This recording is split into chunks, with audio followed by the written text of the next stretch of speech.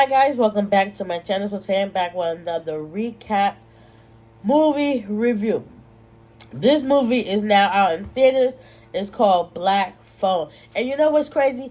I wanted to go see this movie anyway. So the fact that we actually went to go see this for the 4th of July was amazing. Like, oh my god. So it basically is kind of like a let's say, okay, it's called the grabber. Well, the person that taking the people is called the grabber.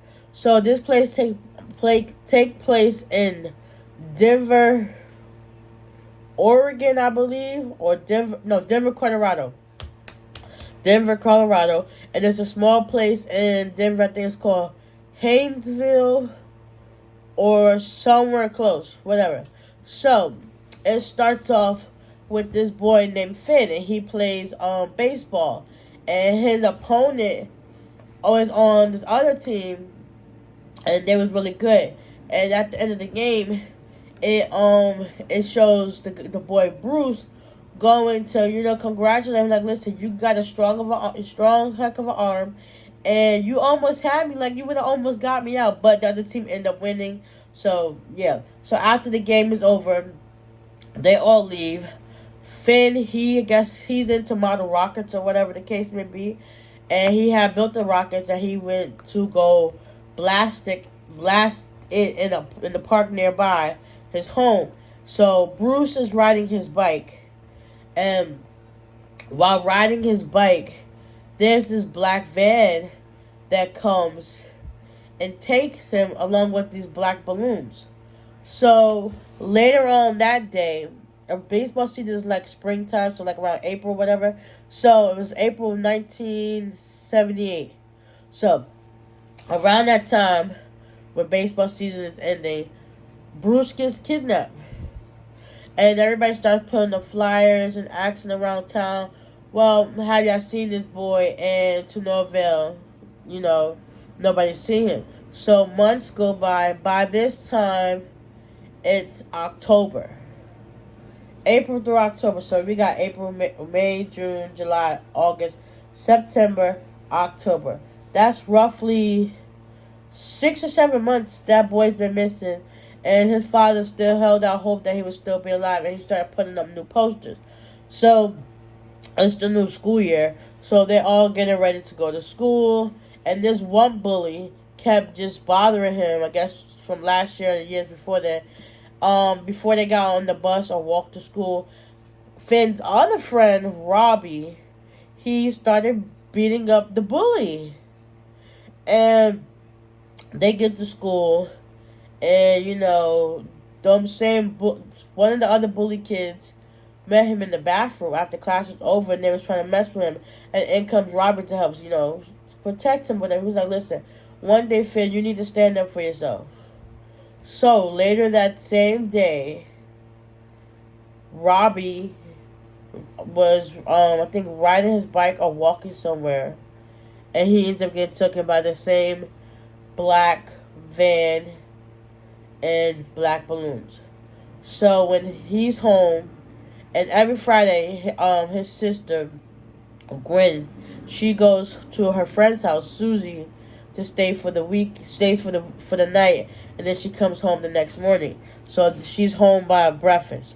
So that same night, his father gets a call. Their mom died.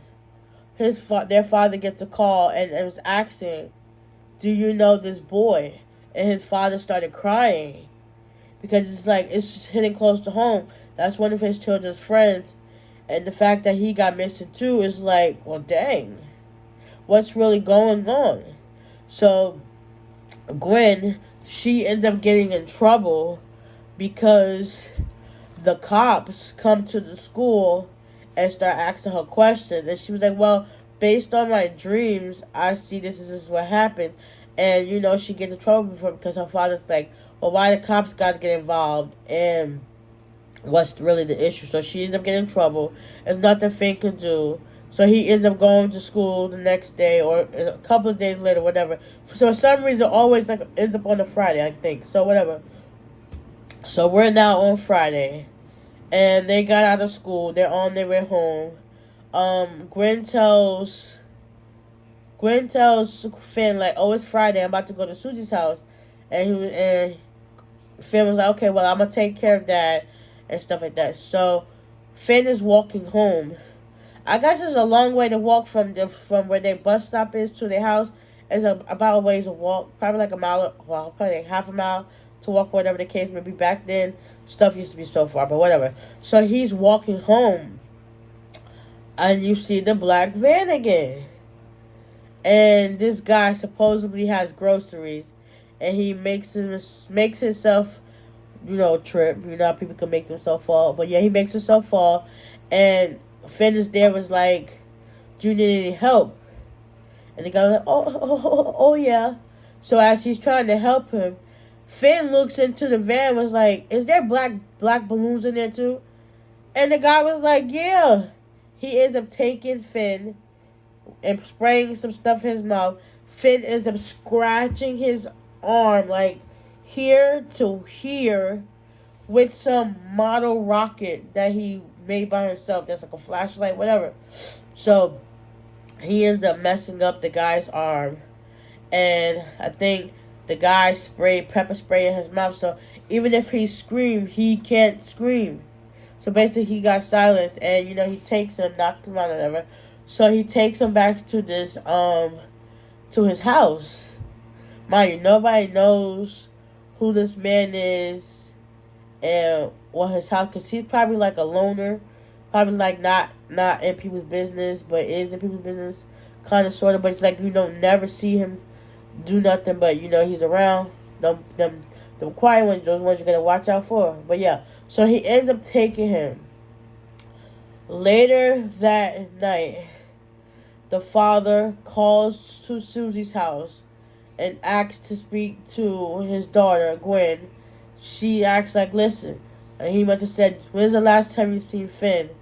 And she probably was like, "Well, when we was walking home, as I was getting ready to come to Susie's house." Well, his dad must have told her that he didn't come home yet.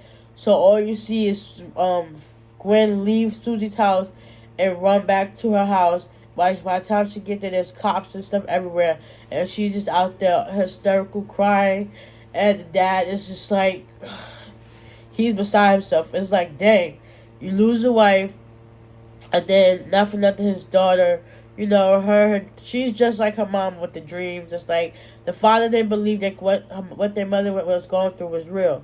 So that the fact that it was passed down to Gwen, he think that's the problem. But now that since Finn is gone, he's trying his best to be strong. So the detectives came, the ones that have been working on the case from when the first boy, Bruce, was taken to now. So they go back to ask the daughter questions. "Well, do you know anything else about happening in your dreams?" And she was like, "No, nothing yet, whatever." So the days go on. The guy, he wears like this mask. He's called the Grabber.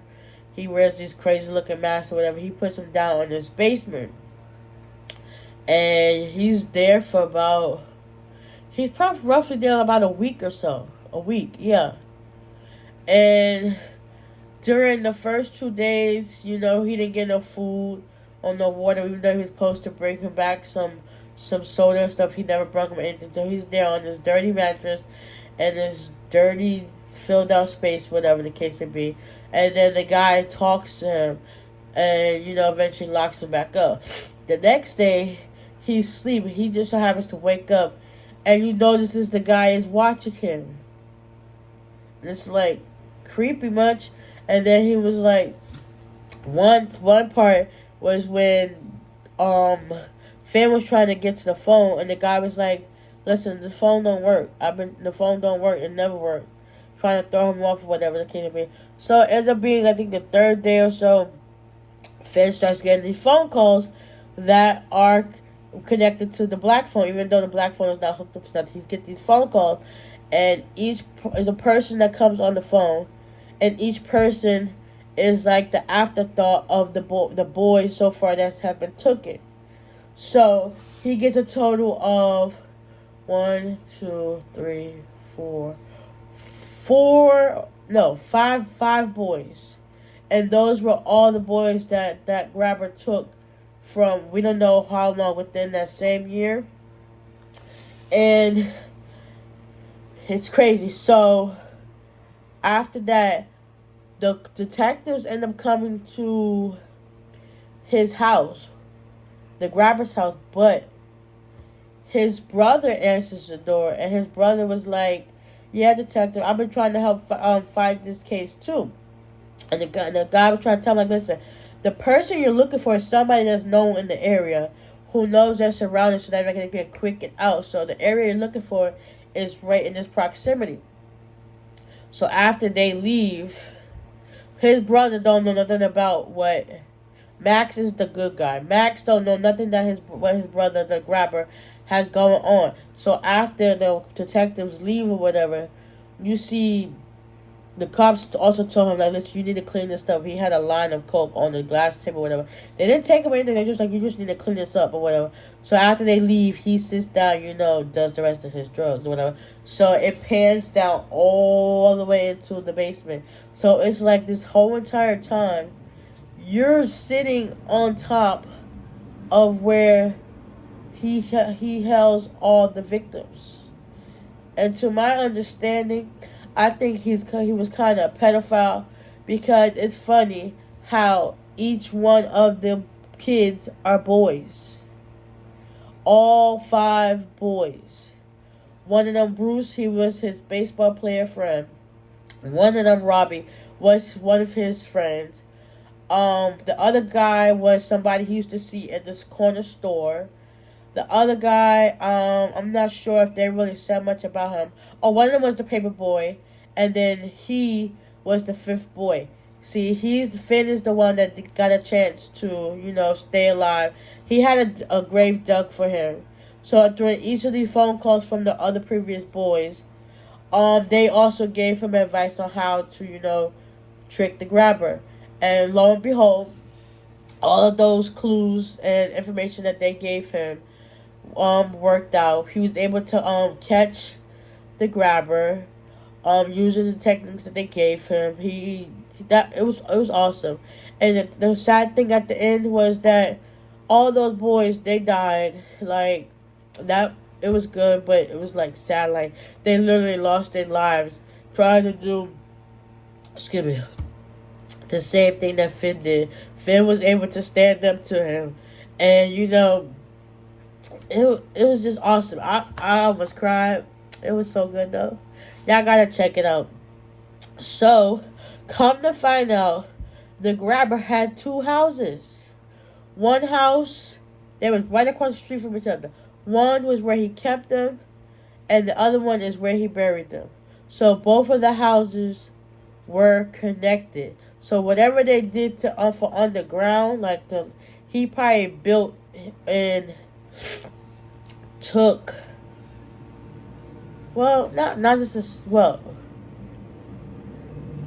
yes, he had to. He probably connected the 2 undergrounds to merge with each other, because there was a combination lock on one of the doors, right? And when he was trying to get out, the grabber was sitting in front of this door. But the house where the detectives actually looked was the number where they were buried. And you see his sister sitting on the outside, just sitting, waiting, like, "Where's my brother? Where's my brother?"